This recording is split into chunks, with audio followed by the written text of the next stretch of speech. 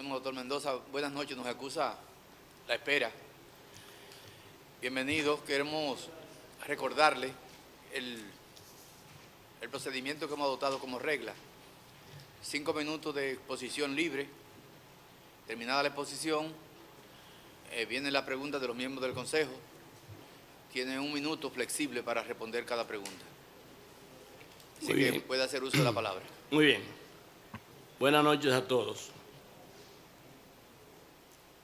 Yo no voy a adentrarme mucho en las consideraciones relativas a lo que ha sido mi hoja de vida, porque entonces se me irían los 5 minutos refiriéndome a todo lo que ha significado mi vida pública. Sin embargo, debemos decir, como introito a esta intervención, que mi vida pública se sitúa, y así yo lo concibo, al 1 de junio de 1969, cuando comencé a ejercer la primera carrera profesional nuestra, la del periodismo. Y a partir de ahí nos situamos en el ejercicio del periodismo durante 30 años, que mereció una distinción y reconocimiento por el Senado de la República al completar nosotros 30 años de ejercicio periodístico el 1 de junio de 1999. Debo decir que yo ejercí un periodismo de compromiso social, que en cada momento que me ha tocado el desempeño de una función o de una actividad profesional, lo he hecho siempre con apego a las reglas éticas, a las leyes y al debido comportamiento de un ciudadano. En ese sentido, nosotros hemos venido aquí esta noche, digamos que al amparo de una expresión de un hombre histórico que sentenció que el mejor criterio de la verdad es la práctica.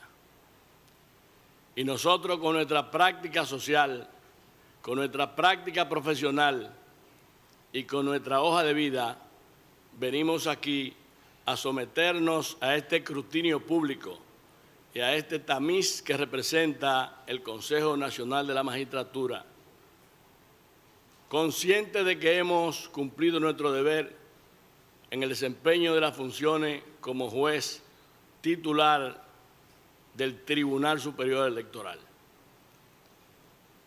Tanto así que nosotros presentamos a cada uno de los miembros del Consejo Nacional de la Magistratura en la propuesta de nuestras aspiraciones un ejemplar no concluido todavía, pero un ejemplar de un resumen de lo que significó nuestra impronta en el Tribunal Superior Electoral en estos casi 6 años de ejercicio.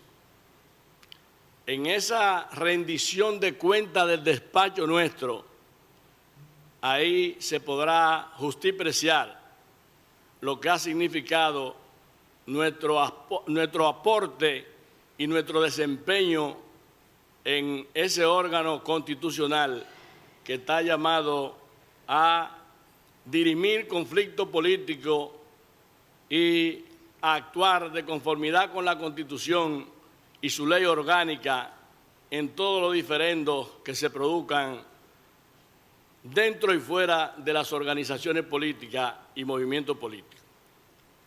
De manera, pues, que nosotros creemos que tenemos las condiciones para continuar en el desempeño de una función, que hemos actuado con la responsabilidad que concierne a un juez, que hemos actuado con la responsabilidad que concierne a una persona que tiene un compromiso con la sociedad y con el país, con la responsabilidad que implica para un ciudadano saber diferenciar lo que son sus deberes de lo que son sus compromisos. Y nosotros, en ese tenor, podemos decir que de alguna manera asumimos esta presentación como si se tratara de una defensa al honor, porque muchas voces se han levantado en contra de lo que ha sido el desempeño del Tribunal Superior Electoral. Y hay que decir que ese tribunal llegó justamente en un momento que la historia política del país demandaba. Decimos esto porque la transparencia, la institucionalidad del país, el fortalecimiento del sistema democrático del país no podía hacerse sin una institución o un órgano que realmente observara el comportamiento del quehacer político. Más aún, tratándose en estos tiempos de una exigencia constitucional que le plantea a los partidos políticos la necesidad de cumplir con las normas, aperturar un sistema democrático interno, manejar un sistema de respeto a la ley, lo dice la Constitución, y en fin, en un momento en que obliga, también hay que decirlo, darle una reorientación conductual al ejercicio de la actividad política. Nosotros, cuando planteamos que sacamos la cara por el tribunal, podemos decir que mucho se ha hablado y se ha manejado hacia afuera una línea de comportamiento y de denuncia permanente tratando de dañar la imagen del tribunal. Y nosotros debemos decir que no es verdad que en el desempeño de las funciones de esa alta corte nadie ha recibido ni lineamiento político de ningún sector, y lo dice, ni tampoco hemos correspondido al afecto ni al compromiso de amistad con ninguna persona. Marino, el tiempo pasó, van 2 minutos por encima. Si quiere redondear alguna idea, hágalo. Bien, presidente. Con esto concluyo lo que es mi presentación.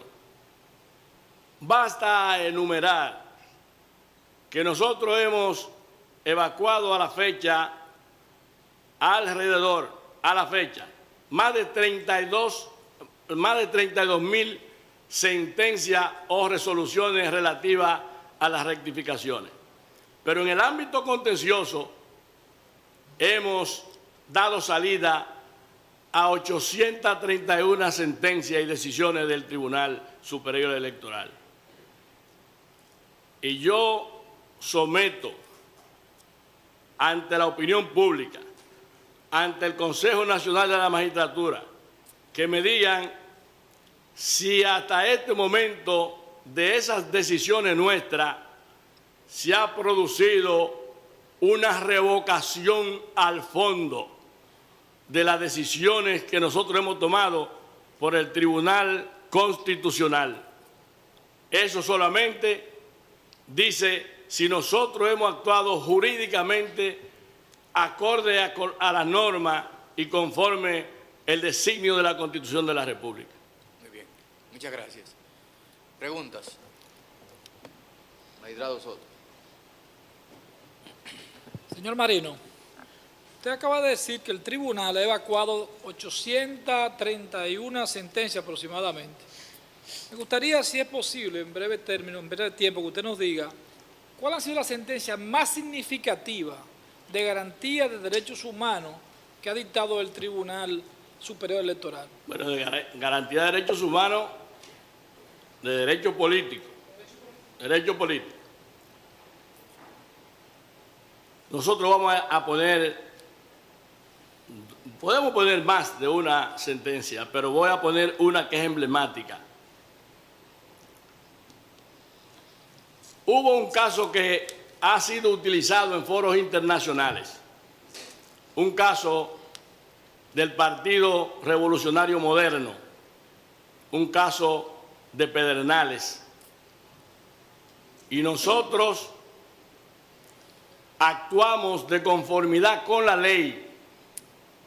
A una persona se le había, vamos a decirlo en un lenguaje llano que la gente lo entienda, se le había quitado su diputación, y yo puedo decir el nombre del diputado. Y esa situación se dio en la Junta Electoral de Oviedo. Y ya la persona que no había ganado legalmente se había tomado su foto en su curul y le habían entregado su pergamino de victoria ya como diputado electo. Caso emblemático que lo registra la República Dominicana en el contexto de lo que son los órganos electorales en América Latina. Único caso. 24 horas antes de esa persona juramentarse, nosotros conocimos el caso en revisión. Se presentó un acta manual y al tenor de lo que había establecido la Junta Central Electoral en su resolución 69, si mal no recuerdo, que allí donde aparecieran casos en que se presentaran una boleta, un resultado electrónico y un resultado manual, el manual se le imponía al electrónico. Ese fue el caso y tengo que mencionarlo porque es la expresión viva de lo que significa la protección de los derechos políticos de un ciudadano y también aplicación del debido proceso de ley. Y nosotros actuamos. Y ese es un caso que ha significado tanta trascendencia que en un foro internacional en México se utilizó de ejemplo como una forma de justipreciar cómo los organismos electorales han garantizado derechos políticos a los ciudadanos y cómo el rumbo del quehacer político ha cambiado merced al establecimiento de los órganos electorales que existen en América Latina. Nosotros somos miembros de organismos internacionales en los que comulgan alrededor de 24 países de América Latina. Y creo que la fama de lo que significa el derecho electoral en nuestro país, en el mundo, es uno de los más reconocidos hoy día, independientemente de las argumentaciones que cualquier persona pudiera hacer porque se sienta afectado en lo que ha significado el desenvolvimiento electoral en su caso particular. Muchas gracias. ¿Alguna más? ¿Ustedes ninguna? Por aquí. Diputada Castillo. Buenas noches, colega Fausto Marino Mendoza Rodríguez. Usted, al inicio de su intervención, admitió que muchas voces se han levantado en contra de las decisiones que ha tomado el Tribunal Superior Electoral al cual usted pertenece. Y en efecto son muchas que pudieron llegar en la prisa que ha caracterizado todo el ejercicio de este Tribunal Superior Electoral, de este Consejo Nacional de la Magistratura. Y pues de esas que pudieron llegar a feliz término, de 30 a 18 son objeciones a ese tribunal, a los que componen hoy el Tribunal Superior Electoral. ¿Por qué cree usted que se han presentado tantas objeciones? ¿Cómo evaluaría usted el desempeño de los jueces que componen ese tribunal y sus suplentes? Y al mismo tiempo que todo esto tiene una implicación en las sentencias emanadas, que han sido acusadas como imparciales, con carácter político, interesado y demás. ¿Cómo valora usted el impacto político, social, que han tenido esas sentencias en términos de lo que ha sido la ventilación de conflictos entre partidos políticos y que le ha costado la división a muchos? Y la otra pregunta se la tengo después que conteste esta. Muy bien. Bueno, yo me creo conocedor del lenguaje y decir mucho no significa que ha sido la mayoría del pueblo dominicano. Cuando ocurren manifestaciones de 2 o 3, 4 o 5 o hasta 10 partidos políticos, no puede ser mucho y cuantitativamente pueden o relativamente puede significar mucho para el criterio de alguien. Quizá cualitativamente sería otra cosa. Ahora bien, no se puede enjuiciar a un tribunal como no se puede enjuiciar a ningún juez por lo que diga la opinión pública, ni por lo que diga un medio de comunicación, ni por lo que diga gente que pudieran estar interesada, inducida por un razonamiento político. A un juez hay que valorarlo y hay que calificarlo en razón de sus decisiones jurídicas. Cuando el juez toma una decisión y está al amparo de las normas y al amparo de la ley, no importa quién hable, no importa quién diga. Ahora, si es invocando razonamientos jurídicos que se presentan para poner en evidencia la inconducta del juez, entonces sí, pero ese no es el caso del Tribunal Superior Electoral. Y puse de ejemplo que nosotros hemos evacuado 831 sentencias de carácter contencioso y el Tribunal Constitucional, por disposición constitucional, el único que puede revisar nuestras decisiones, jamás ha revocado una decisión nuestra al fondo. Entonces, eso es lo que habla de si nosotros hemos actuado correctamente al amparo de la ley. Ay de aquel juez que le tenga miedo a la opinión pública. Ay de aquel juez que entre en contumelia con amigos o que entre en contumelia y acuerdo con sectores interesados. Ay de aquel juez que tenga miedo a aplicar la norma. Eso sí es un acto abominable en lo que es el ejercicio de un magistrado. Yo soy un esclavo de la ley. No tengo amigos, no tengo familiares, no tengo políticos, no tengo nadie vinculado a mi persona que me haga doblegar ni torcer el pulso de una decisión mía con respecto a un caso que nos hayan apoderado. Y la prueba la tenemos todas ahí. Y como usted mencionó o hizo referencia a que pudiera yo mencionar otros casos, yo voy a poner presidente y demás miembros del Consejo Nacional de la Magistratura. Por eso yo dije que venía como si viniera a defender mi honra en este momento, presentándome en los propósitos de mis aspiraciones, pero como si fuera a defender, viniera a defender mi honra. Miren, nosotros tomamos una decisión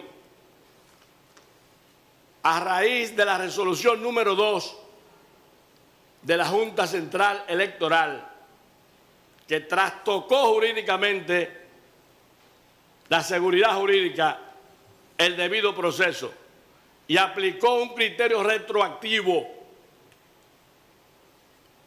y afectaba el interés de partidos políticos, que son personas de derechos públicos. Y nosotros, cuando nos apoderaron, entonces nosotros decidimos. Y decidimos sobre la base de la Constitución. Decidimos en base a los preceptos constitucionales, básicamente el 110 y el 69 de la Constitución. Pero esa decisión nuestra afectó a un grupo de partidos políticos. Digamos que afectó a 8 o 9 partidos y favoreció a 10 partidos. Pero los 10 no salieron, los 20 no salieron a hablar y a pontificar o a reconocer los méritos de la decisión nuestra. No, salieron los quejosos, los que se sentían afectados por la decisión. Pero yo debo decir, ¿qué juez ha podido granjearse el aplauso de 2 sectores que reclaman justicia en cualquiera de las manifestaciones procesales? Ninguno, porque cuando un juez, y máxime tratándose de un juez como nosotros, que dirimimos los conflictos políticos dentro y fuera de los partidos, no puede haber más ruido que en un tribunal de carácter jurisdiccional o contra un tribunal de carácter jurisdiccional que contra ningún otro, porque nosotros estamos tomando decisiones y decidiendo conflictos a lo interno y fuera de los partidos políticos. ¿Y quiénes son los que están activos en lo que es el desenvolvimiento político de la vida nacional? Justamente quienes están en la política y quienes también conforman organizaciones políticas. Y eso hay que decirlo, porque si nosotros no decimos esto con la autoridad que me da a mí, mi práctica social, y lo que decía ese preclaro hombre del pasado, la práctica es el mejor criterio de la verdad, y la práctica dice que a nosotros no nos han revocado ninguna decisión al fondo. Que se diga y que se hable. Ay del juez que desoriente su mirada para atender las quejas de quienes no se sienten conformes con sus decisiones. Ay del juez que no sea esclavo de la ley, y ay del juez que obre con miedo. Por eso se dice que la frontera más distante que debe tener un juez justamente es el miedo, porque jamás puede llegar a decidir un juez de manera adecuada, correcta, protegiendo derechos ciudadanos y derechos políticos, si alberga algún sentimiento de miedo o de temor. Vamos a dejarlo ahí, Mendoza, que hay más preguntas. Ah, bueno. ¿Cómo valoraría usted un proceso de recusación y de inhibiciones? Bueno, la inhibición es un acto voluntario del juez, voluntario, y la recusación es una acción que está expuesta a cualquiera de las partes. Lógicamente, las partes no solamente pueden recusar in voce, tienen que presentar la prueba, y en el caso de nosotros, a nosotros se nos han hecho recusaciones. ¿Cuántas recusaciones se nos han hecho a nosotros? En todo lo que significa el desarrollo, el desenvolvimiento del tribunal. En una ocasión a todos nos recusaron, y eso es inadmisible porque la misma ley lo dice. Tú no puedes recusar a la mayoría de los jueces, por ejemplo. Y en algunos casos, otros jueces se han inhibido, como el caso del magistrado Giuliani, que en una ocasión se inhibió, y otros de los magistrados se han inhibido, pero muy circunstancialmente en 1 o 2 casos nada más. Y en el caso nuestro, ni he faltado a ninguna de las decisiones del tribunal por recusación, ni por inhibición, aunque en algunos casos me han pedido inhibición. Pero yo tengo que tener una motivación que afecte mi capacidad de decisión como juez, que afecte mi conciencia y que emocionalmente también me impida aplicar la norma y decidir en consecuencia administrando justicia. Última pregunta de mi parte. ¿Cree usted que si existiese la posibilidad de revisar algunas de las sentencias emanadas del Tribunal Superior Electoral, de donde usted es parte, podría esa fiscalización arrojar en algún momento determinado un componente, diríamos, de parcialidad y que se pudiera, diríamos, que ver que fueron de alguna manera afectadas por criterios particulares, quizás dependientes de situaciones de calores políticos del momento y demás, afectando probablemente lo que es la democracia partidaria y la cohesión que deben tener los partidos políticos y consecuentemente las divisiones que pudieran haber afectado esas propias sentencias. Digo en el supuesto que pudiesen ser en algún momento y que lo permitiese o no la ley y la Constitución de la República, ¿soportaría esto un experticio, quizás esa fiscalización que pudiera denotar imparcialidad, premeditación, alevosía en esas sentencias? Y en todas las sentencias que usted ha planteado aquí, que ha sido parte directa de intervención, usted, como miembro del Consejo, como miembro del Tribunal Superior Electoral, ¿se siente totalmente satisfecho con ellas? ¿O en algún momento determinado de su vida esto podrá llevarlo a cualquier tipo de reflexión? Bueno, debo decirle que las decisiones de nosotros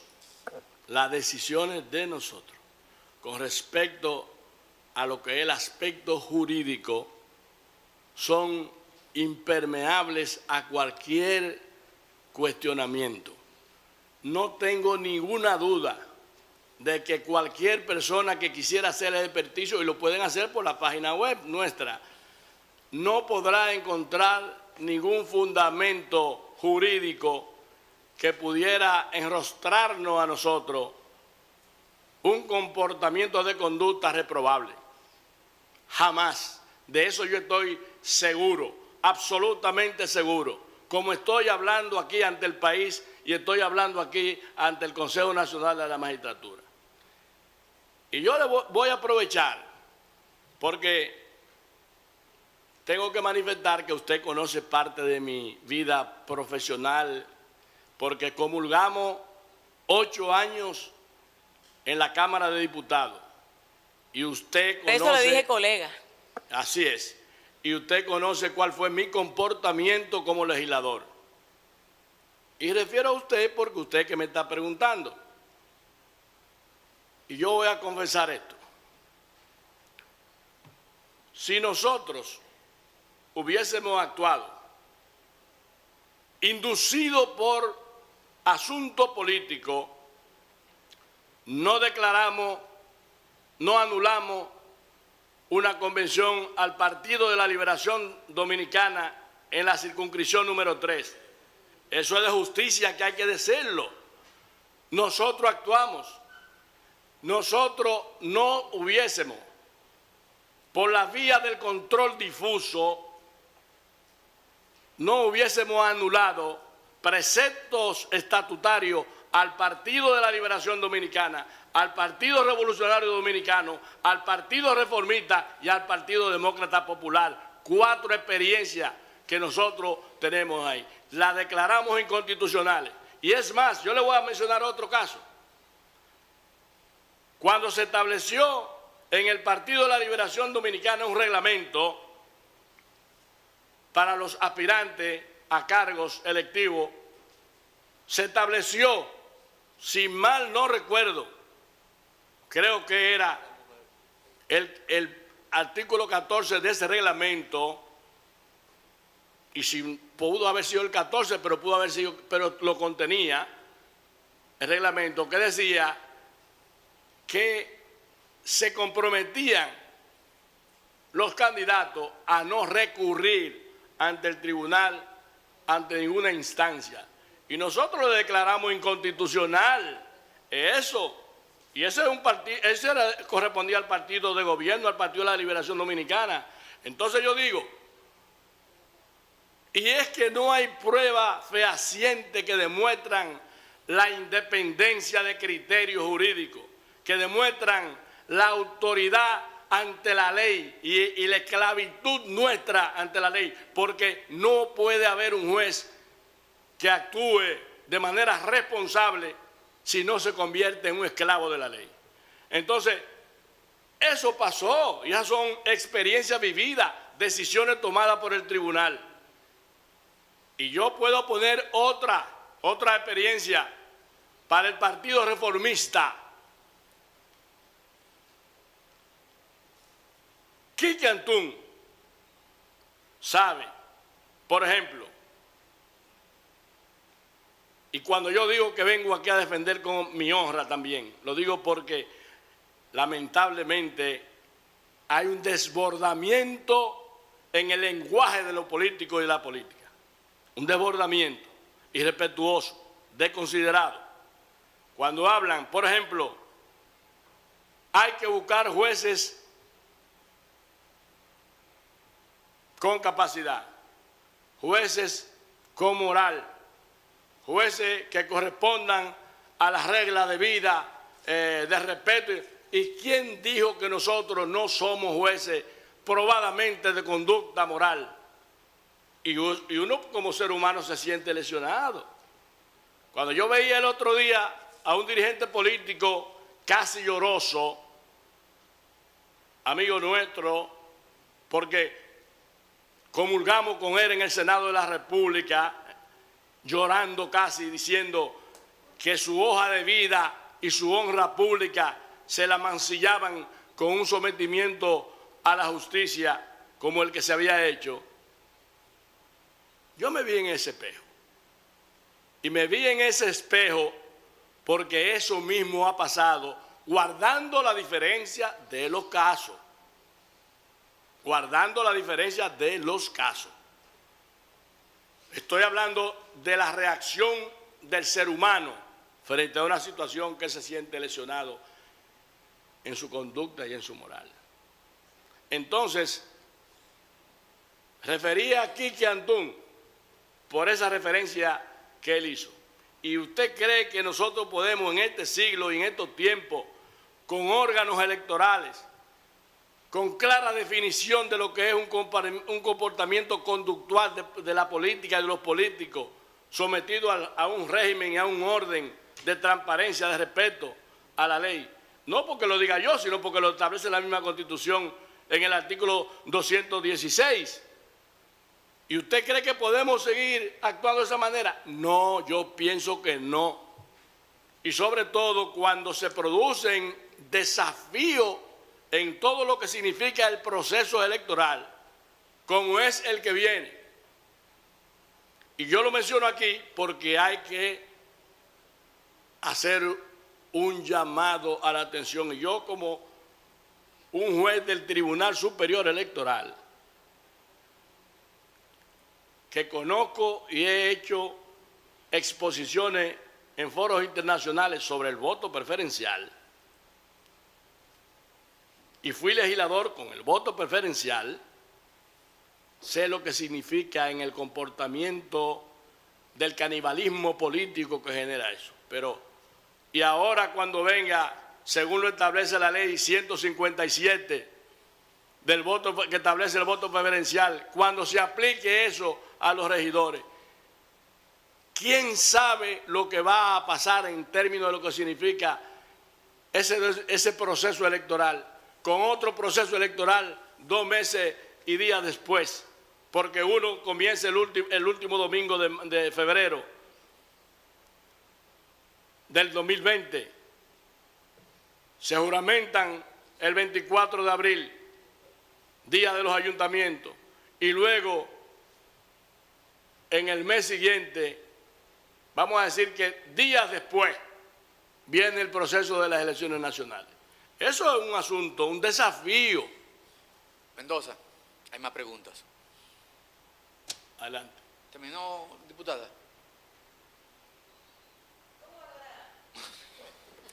¿Cómo valora usted el recién pasado proceso electoral? ¿Cómo lo valoro? ¿Sí? ¿Desde qué punto de vista? Desde el punto de vista del montaje, el desenvolvimiento, el desarrollo, los resultados, las instancias, en términos generales. Bueno, hay que corregir cosas. Siempre las cosas se pueden hacer mejores. Y después que pasan, entonces usted observa dónde se manifestaron los errores para enmendarlo en proceso futuro, para garantizar la transparencia y el fortalecimiento de la democracia en nuestro país. Muy bien. Alisa. Muchas gracias. Buenas noches, magistrado. Algunas preguntas tengo pendientes sobre las objeciones que a usted se le realizó. La mencionaré porque han sido muy públicas, ¿verdad? Igual que los demás miembros del Tribunal Superior Electoral, y luego algunas preguntas propias mías. Intentaré no abusar, presidente, sé que la hora que es tarde. Primero, magistrado, ¿usted en los últimos 10, 15 años ha tenido algún proceso judicial en su contra que han llevado que merezca la pena el Consejo conocer? Proceso, bueno, ahí hay una certificación de la Procuraduría General de la República. Si se refiere a lo mío, en mi persona. Sí.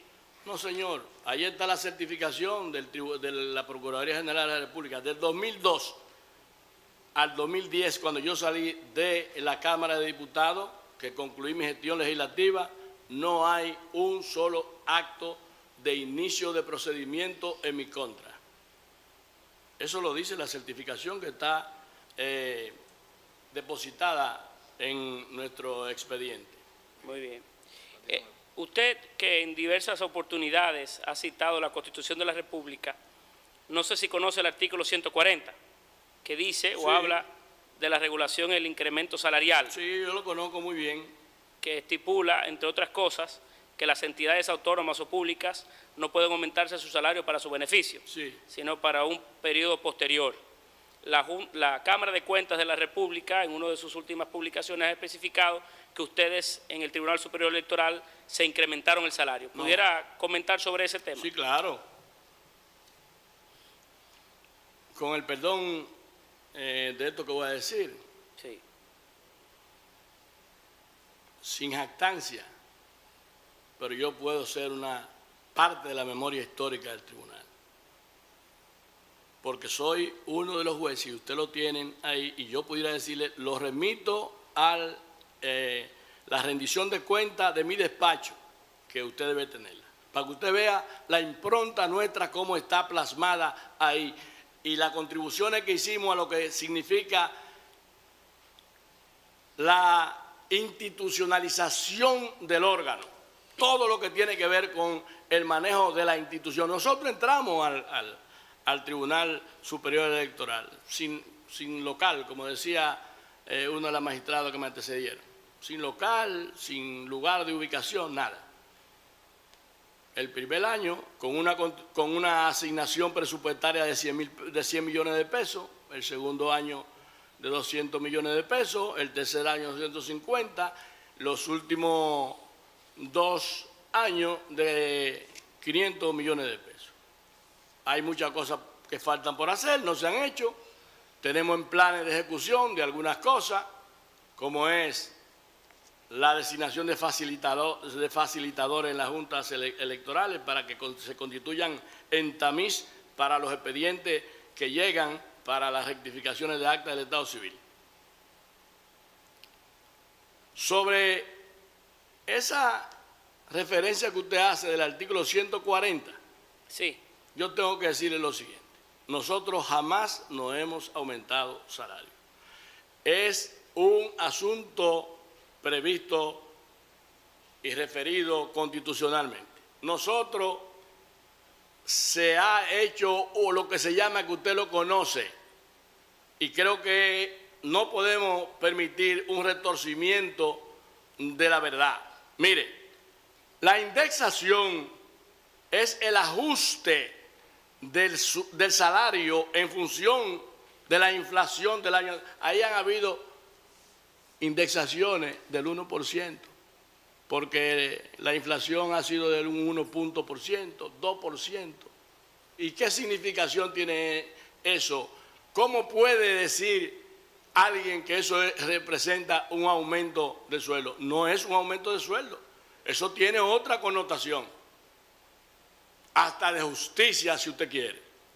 Entonces, eso no es un aumento de salario. Nosotros no hemos quebrantado en ningún momento las reglas del artículo 140 de la Constitución. Sí, gracias, presidente. En otro orden, la propia Ley Orgánica del Tribunal Superior Electoral, en su artículo 6, dispone que los miembros del Tribunal Superior Electoral deben mantenerse alejados de las actividades políticas y demás, por razones muy obvias. Usted fue diputado en varias oportunidades del PRD, la última vez saliente en el año 2010, fue director de comunicaciones del partido, y yo participé de un encuentro donde usted seguramente como presidente en funciones, en una oportunidad del partido. Me pregunto, ¿por qué en los casos que llegó vinculado al PRD usted nunca decidió inhibirse? Porque no se daban las condiciones que comprometieran mi independencia y mi autoridad como juez a la hora de administrar la ley, de aplicar la ley. Y como eso ocurrió de esa manera, yo no tenía que detenerme a ver el vínculo pasado que yo tenía o tuve con ese partido. Ahora, debo decirle lo siguiente, búsquese, y yo lo emplazo a que se busque las decisiones del Tribunal Superior Electoral, y usted se va a encontrar con la firma nuestra y el voto nuestro votando en contra, por ejemplo, de algunos casos del presidente del PRD y de las actuales autoridades. Usted lo va a encontrar, y y compare. Yo porque no sabía que podía uno traer algún documento. Si le hubiera dado la referencia con número, porque la tengo, pero no voy a aventurarme a decir. Pero yo lo invito a que lo busque, porque eso está expuesto en los informes de respuesta que nosotros hemos dado a algunas de las objeciones que se han formulado en contra de nosotros. Pero usted se encontrará ahí que contra el PRD en el tribunal se han dado más sentencias en contra que a favor. Pero le voy a decir algo más. ¿Desde cuándo usted es abogado? O por lo menos usted es graduado en Derecho, porque usted no ha tenido, la vida no lo ha puesto a usted en el desenvolvimiento de tener que ejercer quizá el derecho. Pero yo le recuerdo a usted muy bien, usted trabajó en el Senado de la República de manera honorífica cuando yo era director de información del Senado de la República. Y usted puede tener un referente nuestro de nuestro comportamiento conductual. Entonces, yo pienso que cuando uno va a hacer una valoración de una persona, tiene que despojarse del ropaje que pueda implicar llevarlo a una predisposición. Julito Jacín, en el año 2000, me dijo que él quería que yo le dijera cómo yo podía dirigir el gobierno de la mañana en ese momento, si yo era una persona vinculada en la política. Y yo le dije, porque yo tengo conciencia clara, criterio definido sobre los roles que me ha tocado desempeñar en cada momento. Por eso le dije, ejercí el periodismo como el periodismo de compromiso social, en época en que uno tenía que asumir roles de responsabilidad histórica en el país. Entonces, ahora me toca a mí ser juez, yo actúo como un juez y nada que afecte mi condición de juez me va a colocar a mí en decisiones que no se correspondan con las disposiciones legales. Muy bien, Mendoza. ¿Tiene más preguntas? Sí, presidente, tengo algunas otras preguntas.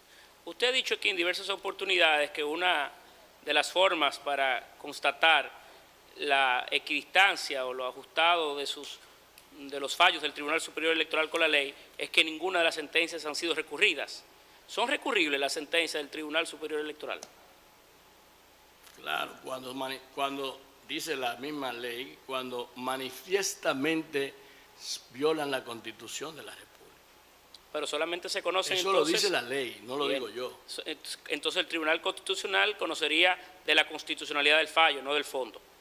No, él puede revisarla. Y si entonces él encuentra que nosotros violentamos alguna disposición constitucional, el tribunal puede revocar y puede decidir, contrario a lo que fue la decisión nuestra como Tribunal Superior Electoral.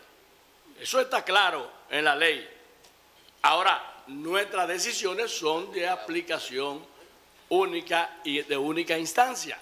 Lo que quiere decir que no hay una doble jurisdicción después que nosotros conocemos el caso, Que no porque son no se puede recurribles. llevar a una Suprema, Que no son porque recurribles. nosotros somos tribunal de única instancia. Tenemos la doble instancia en el caso de las juntas electorales cuando actúan en función de tribunal, solamente en esos casos, manejando asuntos o conociendo asuntos contenciosos. Bien. ¿Alguna más? No, yo... ¿Alguien más Voy quiere a- hacer preguntas? Reinaldo, ¿quieren? Sí, brevemente. Yo quiero destacar ese último aspecto. Tanto usted como el magistrado John Giuliani, han destacado el hecho de que de 831 decisiones que han emanado del Tribunal Superior Electoral, ninguna ha sido revocada por el Tribunal Constitucional. Ello así porque, por aplicación del artículo 184 de la Constitución, el Tribunal Constitucional es un censor de todos los órganos del Estado en cuanto se refiere a examinar si se ha violado o no la Constitución. En ese sentido, habla muy bien del Tribunal Superior Electoral en cuanto a que no se ha revocado ninguna decisión de esas 831. De esas 831, porque no se ha solicitado la revisión o la revocación por ante el Tribunal Constitucional de las 831, ¿usted tiene o precisa cuántas han sido procurada su revocación por ante el Tribunal Constitucional? Claro, yo lo que no tengo es el dato completo, pero, ¿O el porcentaje? Pero nosotros, el porcentaje es ínfimo. El porcentaje no alcanza a un 5%. No alcanza a un 5%. Quizás llega a un 2%, a un 3%. Eso es más elocuente que la palabra, pero eso es, como dice la regla del axioma, eso es axiomático, tan evidente que no necesita demostración de lo que ha sido el desempeño de nuestras funciones al frente del tribunal. ¿Tiene otra pregunta? Bueno, pues muchas gracias, magistrado Mendoza. Muchas gracias Pase a buenas noches, ustedes mucha por la suerte. atención. La siguiente.